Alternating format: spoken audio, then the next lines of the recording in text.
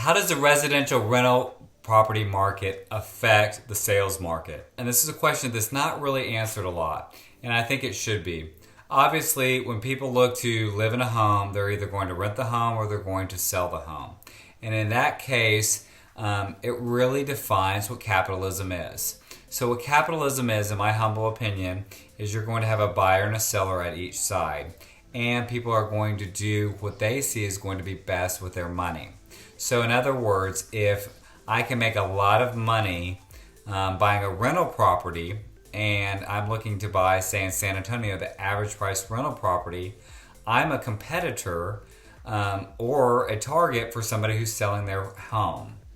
And because if I own a Starbucks, a Chick-fil-A, or stocks, or went to do my work, I've got to put my money someplace. And if I put my money in a rental home, then that is direct competition with the same company or the same couple that's looking to buy their dream home.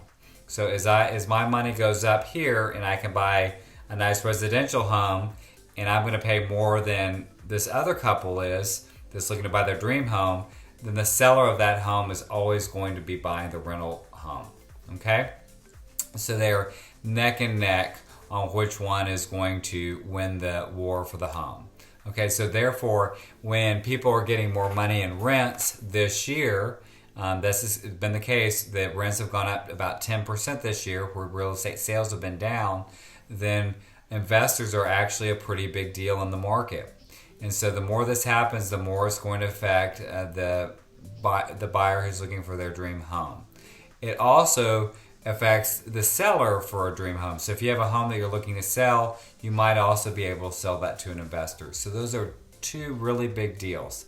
Now, before I go too much farther, there's one huge misconception that people, including yourself, have messed up on. A lot of times people think that during a recession or during bad times that people just rent. Okay? Now, I agree that is the case, that sometimes people will rent a home. If I can't buy a home, that I'm going to rent a home. But to me, what often happens and people miss, and especially people doing forecasting they miss, is sometimes people don't rent and they just go live with a parent, a friend, and people shack up together.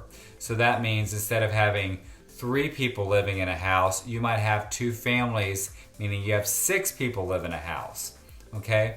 And now you have 6 people living under one rooftop. That's different than 2 houses together.